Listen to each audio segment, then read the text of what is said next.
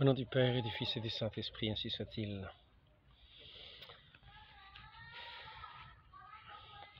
Je voudrais aujourd'hui partager un texte que je lisais tout à l'heure. Il arrive quelquefois que, en lisant les textes, les Écritures, il y a des paroles qui nous touchent plus particulièrement, qui ressortent comme elles ne sont jamais ressorties. Ainsi, je voudrais montrer cette parole sur la plume de Saint Paul, de la lettre aux Galates, chapitre 5, versets 13 à 14. Et donc, au fur et à mesure, j'essaierai de dire la manière dont elle m'est apparue particulièrement. Il n'est pas la peine de chercher des quantités de chemins, des quantités de voies, des quantités de... Toute la loi, nous dit Saint Paul, se réalise dans ce point-là. Alors,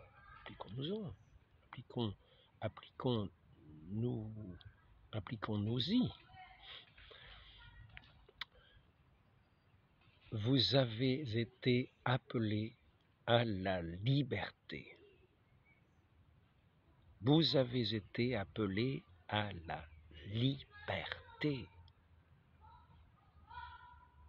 Alors pour ceux qui parlent, oui, la liberté religieuse. Oui, la liberté religieuse, c'est pas catholique. Hein. C'est un truc de franc-maçon, ça. C'est un machin de franc-maçon, la liberté. C'est pas du tout catholique, la liberté. Vous avez été appelés à la liberté. C'est pas moi qui le dis.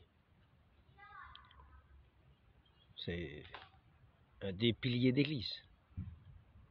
C'est pas un pilier d'un cabaret, c'est pas un pilier d'un café. Non, c'est un des piliers de l'église. Je dis pas le fondement, car nous savons que s'il y a une pierre, sur laquelle est fondée l'église, c'est Saint Pierre, notre Seigneur Jésus-Christ. Son vicaire, c'est Saint Pierre.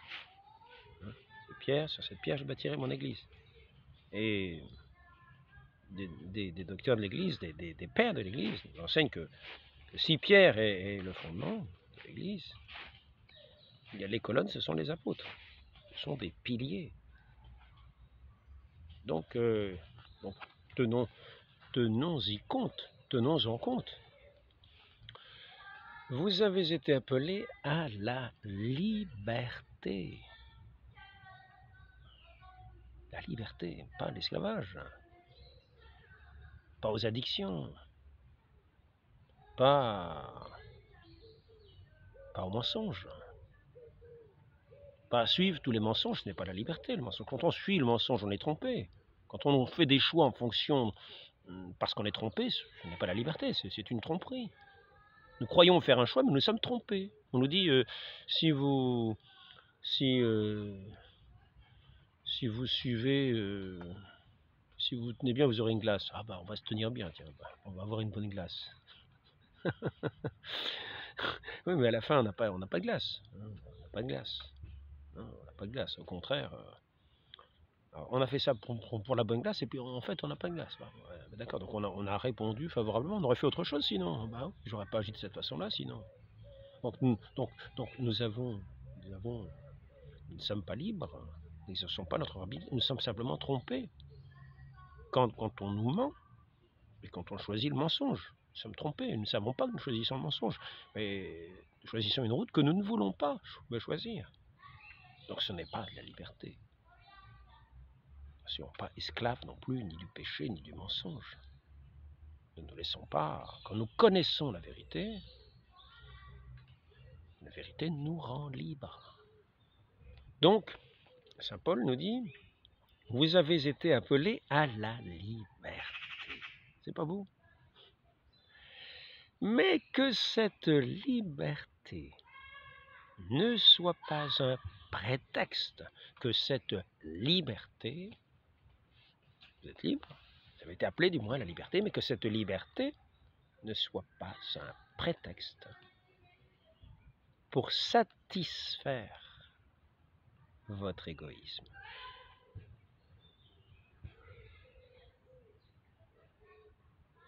Alors, ce qui m'est apparu, c'est ce mot satisfaire. Ce mot satisfaire est l'égoïsme. Satisfaire, c'est avoir à satiété. C'est combler à satiété, être plein à satiété jusqu'à ne plus pouvoir. C'est-à-dire que cette liberté peut se changer en prétexte pour satisfaire notre égoïsme, ce qui n'est pas du tout la loi évangélique. L'autre jour, j'entendais un gnostique. Il y a des gnostiques. Il faut savoir qu'il y a des gnostiques et qui se vantent de la gnose. Il faut vous dire, la gnose, c'est la connaissance. Nous connaissons, en gros, que nous avons en nous, que nous sommes essentiellement divins. Nous avons été comme éclatés à travers le monde, mais que nous sommes une partie du divin. Donc cette connaissance que nous avons, c'est cette connaissance que nous sommes des dieux. Notre Seigneur nous dit, vous êtes des dieux. Et c'est marqué dans l'Écriture. Ce que l'Écriture dit, nul ne peut l'abolir, nul ne peut le détruire. Savoir de quoi parle-t-on? Vous êtes des dieux. Nous sommes faits par le baptême. Enfants de Dieu. Nous sommes réconciliés avec Dieu. C'est-à-dire, nous sommes enfants de Dieu parce que nous écoutons la parole de notre Père céleste. Nous n'écoutons plus la parole de Satan, de ses mensonges qui nous égarent et qui nous rend esclaves du péché. Non, nous devenons libres, de la liberté des enfants de Dieu. Nous sommes réconciliés avec notre Père céleste. Nous sommes appelés à le connaître, à l'aimer. Non pas à nous aimer nous-mêmes et avoir cette liberté pour satisfaire notre égoïsme jusqu'à cette satiété. Satis, c'est être comblé et satisfaire notre égoïsme. Vous avez été appelés à la liberté, mais que cette liberté ne soit pas un prétexte à satisfaire votre égoïsme. C'est ici le retournement auquel nous arrivons. Au contraire, est-il dit, sous cette plume de saint Paul, mettez-vous par amour au service. Donc on nous dit que nous sommes appelés à la liberté. Et voilà que maintenant, on nous dit par amour. Au contraire, n'entrez pas dans cette satisfaction de votre égoïsme. Que ce ne soit pas un prétexte à la satisfaction, à combler votre égoïsme, à vous occuper de vous-même, à vous satisfaire dans tous les domaines, à vous repaître de toutes choses dans tous les domaines, satisfaire votre égoïsme. Que cette liberté ne soit pas un prétexte à cela. Non. Mais au contraire, mettez-vous au service. Et je tiens à rappeler ce que c'est que le service. Dans le mot service, vous avez le mot serf. Dans le mot service, vous avez le mot servitude. Vous avez en quelque sorte le mot esclavage. Vous êtes appelés à la liberté, nous est-il dit. Et il nous est dit une ligne plus loin, mettez-vous au service, c'est-à-dire changez votre façon d'être. mettez-vous, vous qui êtes appelés à la liberté, comme en quasi-esclavage,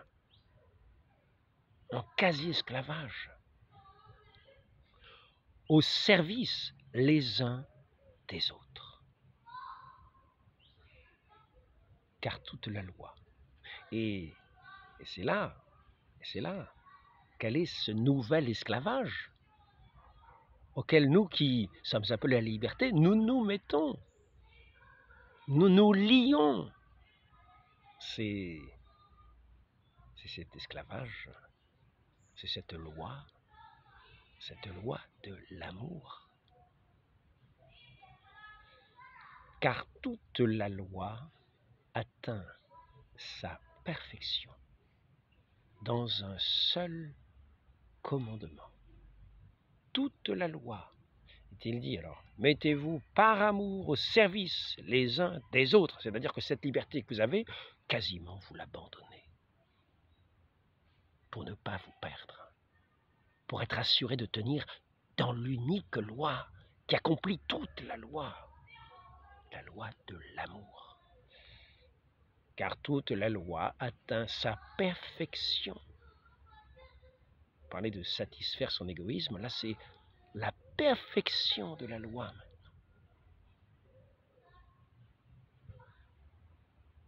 Dans un seul commandement, et le voici. Tu aimeras ton prochain comme toi-même. Alors l'autre jour, tu aimeras ton prochain comme toi-même. Toute la loi atteint sa perfection dans ce commandement, tu aimeras ton prochain comme toi-même. C'est pour ça que nous qui sommes appelés à cette liberté, quasiment, nous abandonnons notre liberté pour être enchaînés à cette loi de l'amour, qui est notre salut,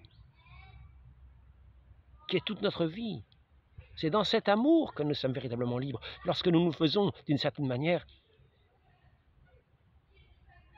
des serviteurs, c'est-à-dire des serfs, c'est-à-dire des serviles, des esclaves de notre prochain. Les esclaves enchaînés à cette loi de l'amour. Et ne la quittons pas, bénissons-la, chérissons-la, cette loi de l'amour. Chérissons-la, bénissons cette chaîne de cette loi d'amour, et ne la quittons sous aucun prétexte. Toute la loi est accomplie dans cette loi, dans cette unique loi. Notre Seigneur nous le disait. Tu aimeras ton prochain comme tu adoreras, tu aimeras Dieu par-dessus tout, et ton prochain comme toi-même. Toute la loi, disait-il, est accomplie dans ce commandement, dans ces deux commandements qui n'en font qu'un. L'autre jour, lorsque j'entendais ce gnostique qui disait, oui, comment il s'appelle Saint Augustin, c'était un gnostique avant, il en est resté des traces, et quand il dit mais fais ce que tu veux, mais c'est gnostique, il se rend pas, on a oublié que c'était quelque chose de gnostique, c'est pas catholique, c'est gnostique, mais c'est le cœur de toute la vie catholique, et dans cet unique commandement, c'est saint Paul qui nous le dit, donc ne le perdons pas de vue, faisons-en notre loi, comme une chaîne, mettons-nous en servitude, sous ce joug. Notre Seigneur nous dit, mon fardeau est léger, mon joug est facile. C'est un des deux, des fois je me trompe.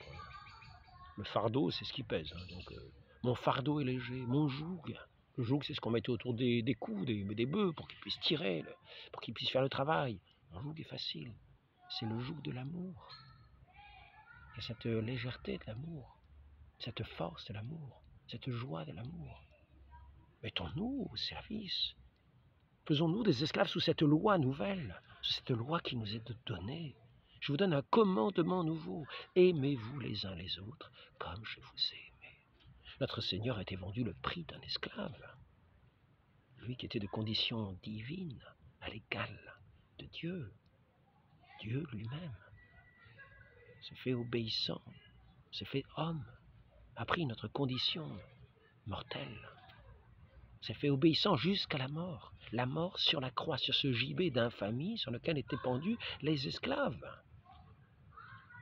Ce maître de justice, notre Seigneur Jésus-Christ, j'appelle maître de justice parce qu'il nous dit « m'appelez maître et vous avez raison ». Mais soyons à son école. Saint Paul nous rappelle quelle est son école. Vous avez été appelé une loi de liberté. Que cette liberté ne soit pas un prétexte à satisfaire votre égoïsme. Là, c'est votre perte. Vous êtes loin de la loi de l'amour, vous êtes loin de Dieu, loin de l'amour. Vous êtes dans l'orgueil de la vie, l'orgueil de la chair, l'élévation de vous-même. Non, il faut s'abaisser par amour, se mettre dans cette loi de cet esclavage de l'amour, ce lien qui va nous unir à notre Dieu, qui va faire qu'on va aimer par-dessus tout. Car notre Dieu est amour. Et ainsi nous demeurerons en lui et lui en nous. Mais il est tout notre trésor, c'est là tout le prix de notre vie, tout le sens de notre vie, toute notre vie est là. Dans ce talent précieux. Ne le dissipons pas parce que nous sommes appelés à la liberté à en faire n'importe quoi, non. Mettons-nous à ce travail. Mettons ce joug que notre Seigneur nous fera trouver léger. Ce joug de l'amour pour avancer ce travail au service les uns des autres. Comme il est dit. Donc ce maître de justice car il est juste d'aimer Dieu, Dieu qui est amour, qui nous donne cette loi d'amour pour changer notre vie, pour changer notre cœur de pierre et en faire un cœur de chair, non pas un cœur de pierre, dur comme la pierre, insensible. Non. Entrons à l'école de ce divin maître, de ce maître de justice. C'est ainsi que certains écrivains parlent à la fois de notre Seigneur dans les Écritures. M'appelez maître et vous avez raison, dit-il. Et d'ailleurs, il dit, pourquoi m'appelez-vous maître, ne faites-vous pas ce que je vous dis?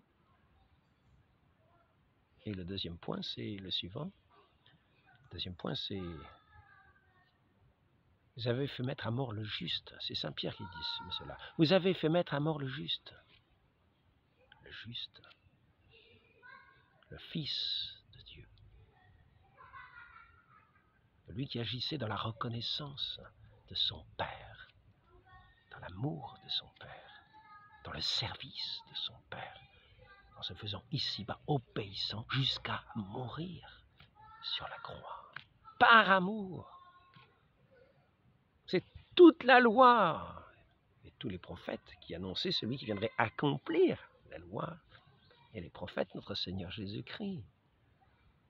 Celui qui a été poursuivi par le grand prêtre. Je dis cela pour ceux qui pensent quelquefois ce que pouvaient être les Esséniens, qui devaient être à l'écoute d'un maître en justice, un maître de justice, maître juste. Il fallait écouter son enseignement pour être sauvé, écouter et croire en lui. Et ce maître de justice, est-il dit, était poursuivi par le grand prêtre qui a voulu le mettre à mort. Ce grand prêtre n'était peut-être pas à l'école de notre Seigneur. Peut-être avait-il d'autres maîtres à servir. Quand il dit « Par quelle autorité faites-vous cela quand notre Seigneur a chassé les marchands du temple ?» C'est parce que peut-être ce grand maître, on ne va pas dire de calomnie, mais ce grand maître peut-être était-il bien content de ces marchands du temple qui venaient remplir peut-être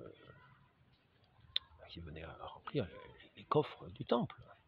Ce qui peut être utile, mais la première chose, rappelle notre Seigneur, c'est ce respect de cette maison de Dieu, c'est-à-dire respecter Dieu dans sa maison.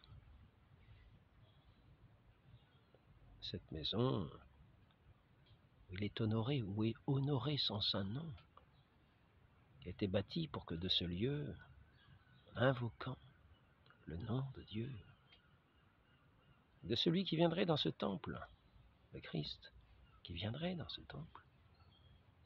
Mais notre Seigneur a été justement celui qui a invoqué justement son Père, qui a offert le saint sacrifice. Il est vrai, il a été mis hors de Jérusalem. Il a offert le sacrifice agréable à Dieu. Un cœur contrit, un cœur aimant, un cœur qui s'est mis au service par amour, dans l'amour du Père, dans cet amour de Dieu, dans cet amour du prochain. Il est venu accomplir la loi. Donc, je voulais surtout souligner dans cet aspect ce qui semble paradoxal.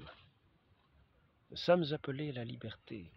Et cependant, il est dit une ligne ensuite, mettez-vous au service. C'est-à-dire quasiment, mettez-vous sous cette loi, comme sous une chaîne, comme sous un esclavage. Mais cette chaîne qui n'est pas une chaîne en fer, qui n'est pas une chaîne en plomb. Elle peut être un jour en chaîne, en plomb, en fer, en tout ce qu'on veut. Peut-être un jour on sera enchaîné dans des prisons, par amour, pour témoigner. Comme notre Seigneur a été chargé aussi et traîné devant ses juges, tenu dans des liens captifs, pour témoigner de la vérité. Qu'est-ce que la vérité? Elle était devant ses juges, la vérité. Je suis la vérité. Lui qui est venu accomplir parfaitement toute la loi et les prophètes. Il était jugé par le grand prêtre qui le poursuivait pour le faire mettre à mort. Pour porter contre lui ce faux témoignage, pour faire porter contre lui des faux témoignages.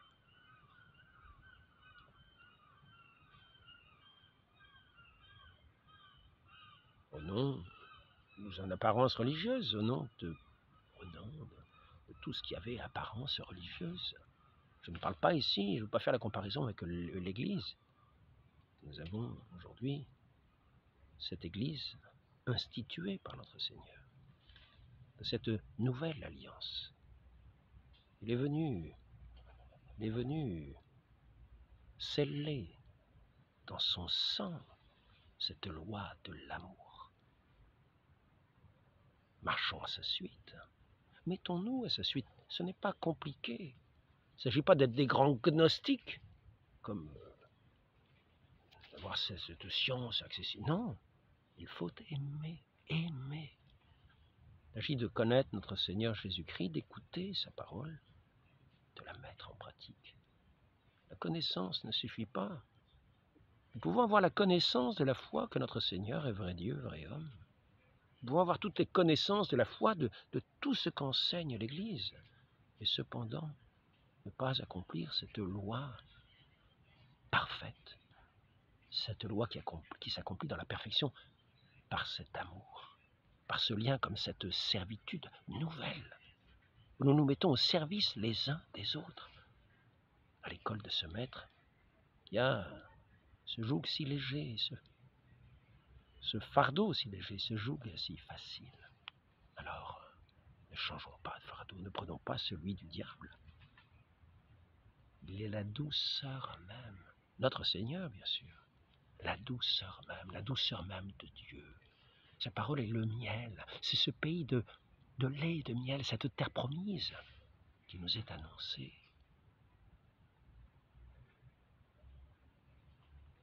Celui qui l'écoute, qui garde sa parole, il viendra faire sa demeure en lui. Nous aurons la vraie connaissance.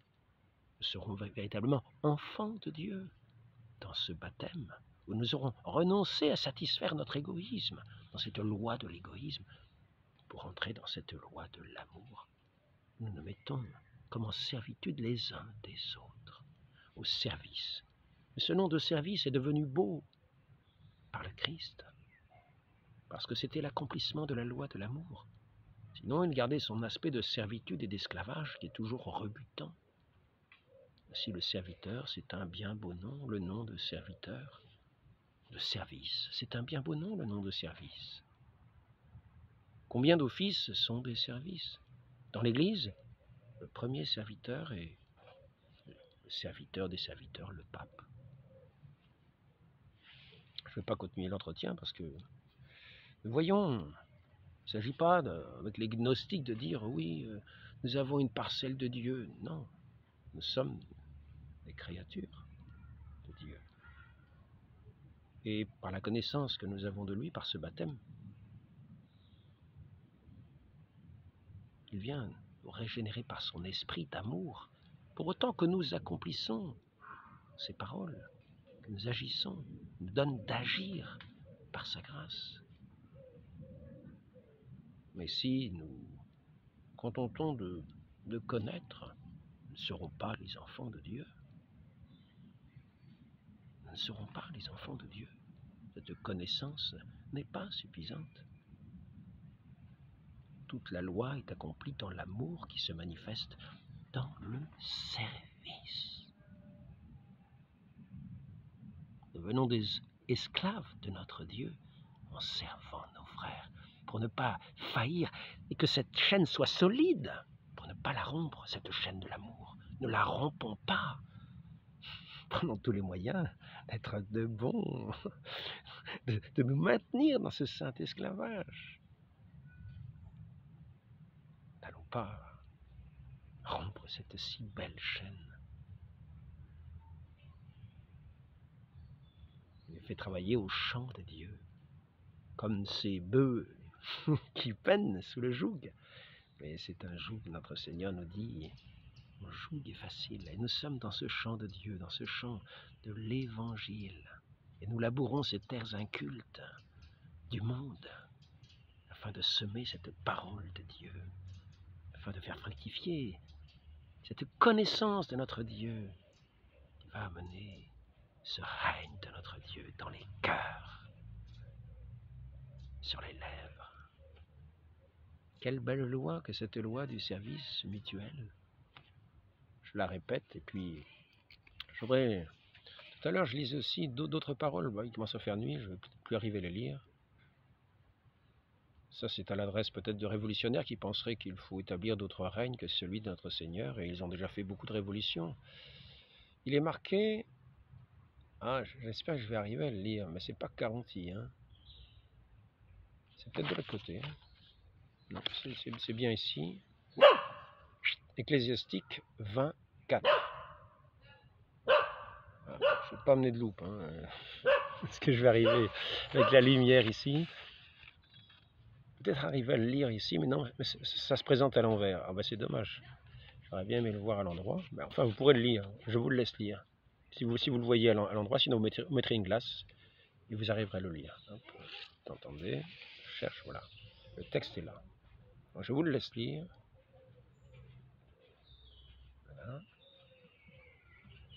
Donc, ne soyons pas amateurs de révolution. N'imaginons pas que nous allons rétablir le droit par des violences. Non. N'imaginons pas que nous allons établir la loi de notre Dieu par la violence. Non. Violence sur nous-mêmes pour nous faire violence. Pour éviter que notre tendance, comme une attraction terrestre, à satisfaire notre égoïsme, à le combler, nous en repaître. Entrons à la suite de notre Seigneur. Suivons ses pas. Nous arriverons dans son royaume. Ainsi soit-il. Ô Marie conçue sans péché, priez pour nous qui avons recours à vous au nom du Père et du Fils et du Saint-Esprit. Amen.